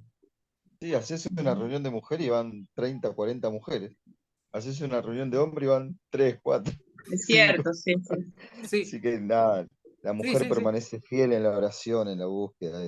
sí, sí, Más allá de las circunstancias, nada, tiene la mirada puesta en la promesa. El hombre como que las circunstancias cotidianas lo amengüentan un poco, lo amedrentan. claro. Pero la típica es esa, ¿eh? No, yo empecé a venir porque la acompañaba a mi mujer y después me quedaba un rato más. Y después, bueno, la mayoría de las veces es así. Entonces no podemos decir, bueno, o sea, ¿con qué criterio decir, bueno, no, las mujeres afuera? Es por tomar cuestiones culturales que ocurrían en la Palestina del siglo I y creer que eso es norma. Y para nada, porque vemos que Jesús tenía discípulas, que hay pastoras, pueden verse, se pueden observar. Este, hay algunos estudios, pero hay que descubrirlo. Ese sí, se descubre por medio del exégesis. Porque no es explícito, porque era una cultura judía, una cultura machista, y no estaba bien poner a la mujer en un primer plano. Entonces hay que encontrar los pasajes donde se las reivindica. Pero no quiere decir que Dios, porque a lo largo de toda la Biblia muchas mujeres fueron protagonistas, por decirlo así, de alguna manera, en diferentes circunstancias o cosas hechos que sucedieron. Pero, viste, porque no quiere decir que Dios a la mujer la dejó entonces en un segundo plano y que no pueda tener el ministerio de la enseñanza o todo, ¿no? Poder, qué sé yo, ministrar y todo lo que hace la mujer actualmente. Pero bueno, por ahí, como decir que hay que examinar bien la escritura para no ir en contra de la palabra, obviamente, de estar ocupando un lugar o un espacio que realmente tal vez a Dios les agradaría, porque culturalmente era diferente antes, y, no, y hoy la cultura es diferente, pero más allá de la cultura uno quiere hacer la voluntad de Dios, quiere Ah, eso hacer lo estoy que está 100% de escrito, acuerdo. No, tal cual, ¿eh? No es que uno y no vaya quiere, a tratar de buscar en la Biblia algo que yo tengo ganas de encontrar. No, no, eso es tal exacto, cual. Pero la palabra dice que para Dios no hay ni judíos ni griegos, ni siervos ni esclavos, ni hombre ni mujer. exacto, Ni, no hay ni diferencia. libres ni esclavos, dice. Y fíjate que hay un montón de pasajes que habla de la esclavitud. No solo permite, sino que alienta la esclavitud, la Biblia. ¿Y nosotros qué vamos a tener esclavos porque dice la Biblia? No, pues sabemos que es una barbaridad y porque hay pasajes donde dice que para Dios no hay esclavos. Entonces, cuando hubo este gran movimiento mediados del siglo XIX de liberación, digamos, de este, abolición de la esclavitud, en principio del siglo XIX, los que defendían la esclavitud lo defendían con la Biblia. Y los que no, decían, bueno, pará, esto era cultural. Y digamos, en el siglo XX hubo un gran liberación por parte de las mujeres, y pasó más o menos lo mismo. Los varones que no les gustaba la idea trataban de justificar bíblicamente algo que es cultural. Bueno, oramos y terminamos por hoy. Amén. Amén. No hay tarea. El capítulo 9. No hay tarea, si no hicieron la tarea. ¿Para qué piden? Yo a media. Teníamos Sí, que leer, yo leí, pero yo estaba en mi trabajo, no te podía responder. Ah, está bien, está bien. Yo leí Hechos en 3 versiones, Fernando, pero hoy tuve mucho trabajo, lamento, perdón, no pude participar. Bien. No dije nada. Profe, Sí, la semana que viene es la 7ª y Sí. ya quedan 2 clases. sí. ¿Y hay que hacer algún trabajo final, algo de eso? ¿Alguna evaluación, alguna cosa así? No, mirá, los que estuvieron participando así por vía Zoom, no. Los que van a hacer un trabajo Ok. final van a ser los que están viendo la clase grabada. Que hay otros Ah, ok, hermanos ok. que ven la clase grabada y entonces ellos van a tener un trabajo aparte que lo vamos a hacer, esto lo digo ahora, sí, pues si lo están viendo grabado, que lo van a hacer, nos vamos a encontrar vía Zoom, mano a mano, una charla. Ah, ok, perfecto. ¿Ah? Esto es como que el que no va a gimnasia hace el trabajo práctico. Tal cual. Tendríamos que Solamente estar igual. leemos el. Perdón, El capítulo 9, sí. solamente. Sí. Miren, en el capítulo 9 lo que vamos a ver es el Pentateuco. El Pentateuco son 5 libros, no le voy a pedir que lean los 5 libros. Pero si quieren pegar una refrescada, por ahí ojearlo, ver algo, como para tener un poco más al tanto, los 10 mandamientos, lo que dijo Jesús de los 10 mandamientos, ¿no? Amar al prójimo, amar a Dios, en eso se resume toda la ley. Bueno, si quieren ver algo de eso, como para estar un poquito más fresco, bárbaro. Pero si no, habría que leer todo el Pentateuco y pasa mucho. Pero sí el capítulo 9. ¿Ah? Hechos. Bien. ¿Algún hermano que nos despide en oración? Amén. ¿Puedo? ¿Sí? Señor, te damos gracias por este tiempo que hemos podido compartir. Gracias por el profe, gracias por tu inspiración, por todo lo que estamos aprendiendo, por tu, Señor, todo lo que podemos ver de la palabra y aprender. Te damos muchas gracias, Padre. Gracias por cada uno de mis hermanos que ha compartido esta enseñanza. Y Señor, te ruego que podamos seguir adelante con este curso, Dios amado. Bendigo a mis hermanos y bendigo al profe en el nombre de Jesús. Amén. Amén. Amén. Gloria a Dios. Bueno, nos estamos viendo. Gente, Amén, buenas noches. Chao, Adiós. bendiciones. Buenas noches. bendiciones. Bendiciones.